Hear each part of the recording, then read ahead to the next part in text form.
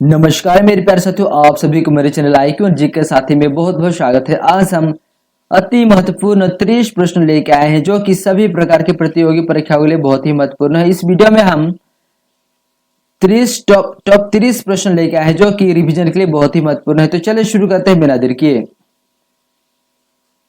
तो पहला नंबर प्रश्न है, मानव हृदय के अध्ययन को क्या कहा जाता है? इसका सही उत्तर हो जाएगा ऑप्शन ए, कार्डियोलॉजी कहा जाता है।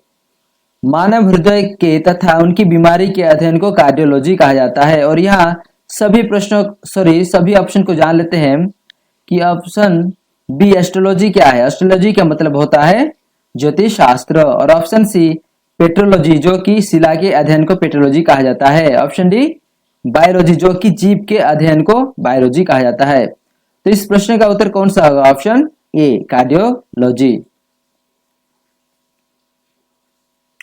2 नंबर प्रश्न है, सामान्य व्यक्ति के हृदय का औसतन वजन कितना होता है?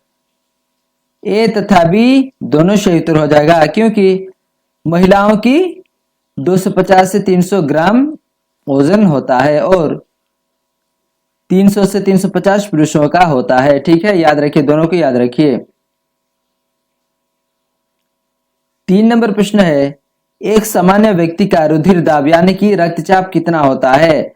ऑप्शन बी सही उत्तर हो जाएगा 120/80 mmHg होता है। 4 नंबर प्रश्न है, हृदय की गतिविधि मापने वाले यंत्र को क्या कहा जाता है? हृदय की गतिविधि मापने वाले यंत्र को क्या कहा जाता है?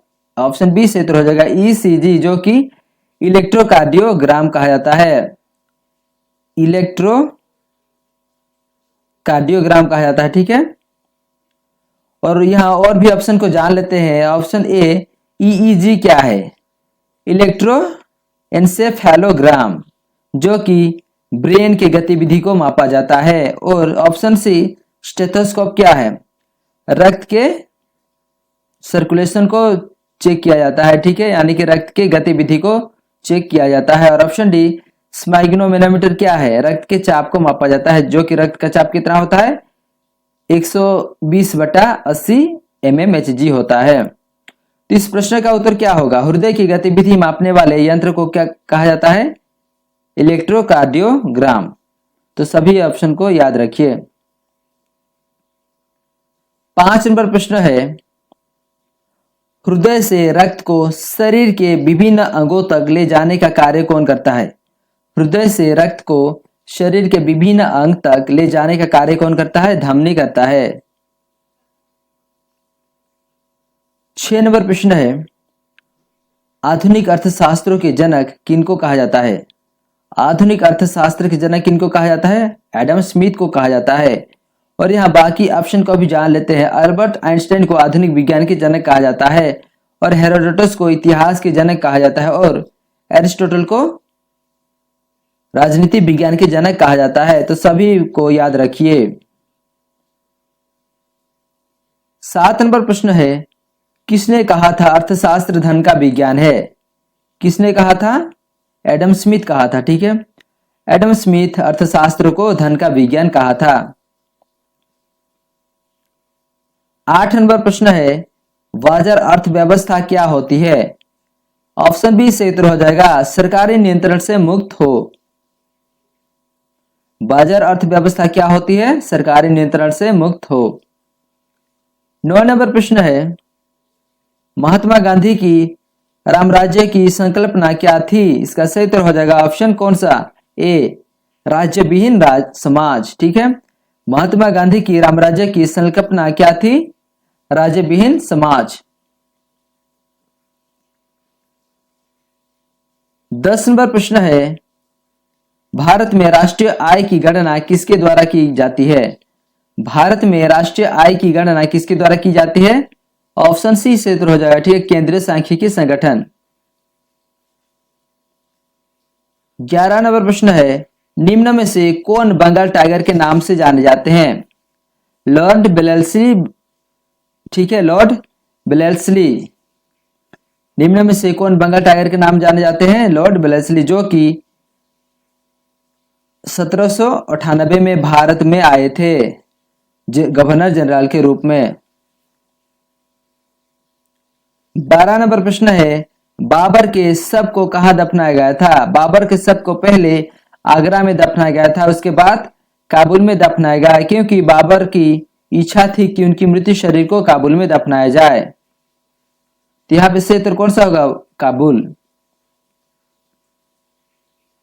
13 नंबर प्रश्न है, हल्दी घाटी की लड़ाई कब हुई थी? हल्दी घाटी की लड़ाई 1576 में हुई थी। कब? 18 जून 1576 में हुई थी। ठीक है, याद रखिए 18 जून, तारीख को भी याद रखिए, 18 जून 1576 में हुई थी। किनके बीच हुई थी? महाराणा प्रताप के सेना और अकबर के सेना के बीच हुई थी।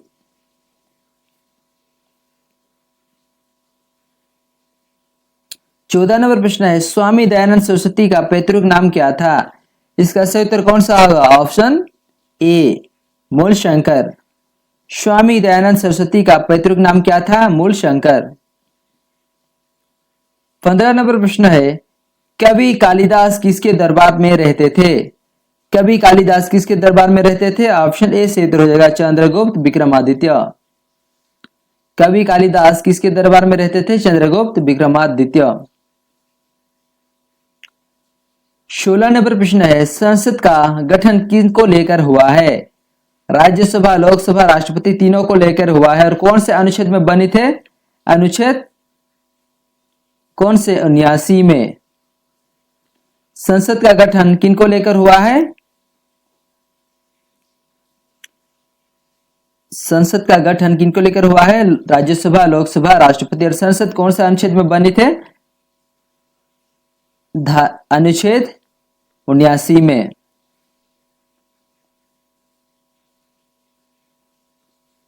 सत्रह नंबर प्रश्न है, भारतीय संसद के संयुक्त सत्र की अध्यक्षता कौन करता है? भारतीय संसद के संयुक्त सत्र की अध्यक्षता कौन करते हैं? लोकसभा के अध्यक्ष करते हैं। और कौन बुला सकते हैं संयुक्त सत्र? राष्ट्रपति बुला सकते हैं। यानी कि दोनों सदनों के बीच संयुक्त सत्र कौन बुला सकते हैं? राष्ट्रपति। और अध्यक्षता लोकसभा के अध्यक्ष करते हैं। 18 नंबर प्रश्न है, भारत के तीनों सेनाओं के सर्वोच्च अधिकारी कौन होते हैं? भारत के तीनों सेनाओं के सर्वोच्च अधिकारी कौन होते हैं?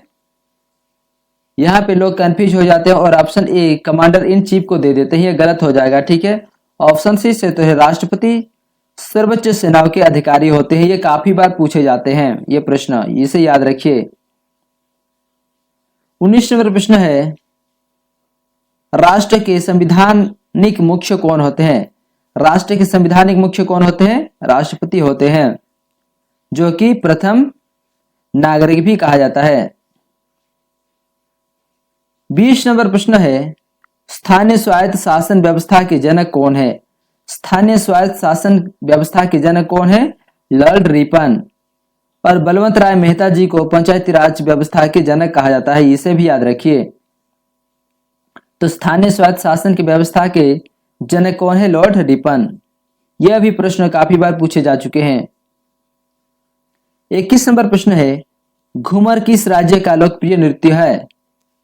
घूमर किस राज्य का लोकप्रिय नृत्य है? इसका सही उत्तर हो जाएगा ऑप्शन सी, राजस्थान। 22 नंबर प्रश्न है, कीर्तन किस राज्य का प्रसिद्ध लोक नृत्य है? इसका सही उत्तर कौन सा होगा? ऑप्शन ए, पश्चिम बंगाल के है। ठीक है, कीर्तन किस राज्य का प्रसिद्ध लोक नृत्य है? पश्चिम बंगाल का। 23 नंबर प्रश्न है, कावड़ी किस राज्य का प्रसिद्ध लोक नृत्य है? इसका सही उत्तर हो जाएगा ऑप्शन डी, तमिलनाडु। कावड़ी किस राज्य का प्रसिद्ध लोक नृत्य है? तमिलनाडु। 24 नंबर प्रश्न है, चाकरी किस राज्य का प्रसिद्ध लोक नृत्य है? इसका सही उत्तर कौन सा होगा? ऑप्शन डी, राजस्थान का। चाकरी किस राज्य का प्रसिद्ध लोक नृत्य है? राजस्थान का। राजस्थान जो कि भारत का सबसे बड़ा राज्य है, इसे भी याद रखिए क्षेत्र के आकार पे। 25 नंबर प्रश्न है, युद्ध नृत्य किस राज्य का प्रसिद्ध लोक नृत्य है? इसका सही उत्तर कौन सा होगा? Option D, Arunachal Pradesh. युद्ध नृत्य किस राज्य का प्रसिद्ध लोक नृत्य है? अरुणाचल प्रदेश का। 26 नंबर प्रश्न है, नंदा देवी नेशनल पार्क किस राज्य में स्थित है? नंदा देवी नेशनल पार्क किस राज्य में स्थित है? इसका क्षेत्र कौन सा होगा? ऑप्शन बी, उत्तराखंड में है। 27 नंबर प्रश्न है, सलीम अली नेशनल पार्क किस राज्य में स्थित है? सलीम अली नेशनल पार्क किस राज्य में स्थित है? इसका क्षेत्र कौन सा होगा? Option C, Jammu and Kashmir में, जो कि अभी केंद्र शासित प्रदेश बना है। 28 नंबर प्रश्न है, भारत का सबसे बड़ा नेशनल पार्क कौन सा है? भारत का सबसे बड़ा नेशनल पार्क कौन सा है? इसका क्षेत्र कौन सा होगा? ऑप्शन बी क्षेत्र हो जाएगा, ठीक है, हेमिस नेशनल पार्क, जो कि लद्दाख में है। इसका क्षेत्रफल क्या है? 4400 वर्ग किलोमीटर, 4400 वर्ग किलोमीटर, याद रखिएगा इसे भी। जो भारत का सबसे बड़ा नेशनल पार्क कौन सा है? हेमिस नेशनल पार्क, जो कि लद्दाख में है। इसका क्षेत्रफल कितना है? 4400 वर्ग किलोमीटर।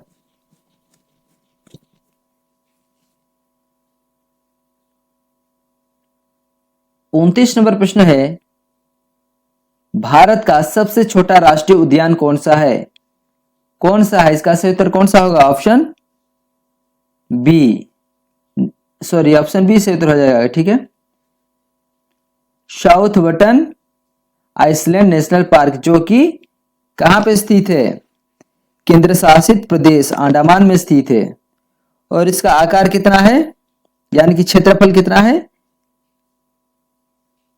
5 वर्ग किलोमीटर, याद रखिएगा। सबसे छोटा नेशनल पार्क है, जो कि अंडमान में मौजूद है। 30 नंबर प्रश्न है, भारत में सबसे ज्यादा नेशनल पार्क किस राज्यों में स्थित है? भारत में सबसे ज्यादा नेशनल पार्क किस राज्य में स्थित है? इसका सही उत्तर कौन सा होगा? ऑप्शन बी, मध्य प्रदेश में, ठीक है। भारत में सबसे ज्यादा नेशनल पार्क किस राज्य में स्थित है? मध्य प्रदेश में है। और कितने हैं? 12 है, याद रखिएगा इसे भी, 12 नेशनल पार्क है। तो मेरे प्यारे साथियों, ये था आज का टॉपिक। आप सभी को इस वीडियो के देखने के लिए बहुत बहुत धन्यवाद, और आप सभी को आप सभी के भविष्य के लिए बहुत बहुत शुभकामनाएं। धन्यवाद।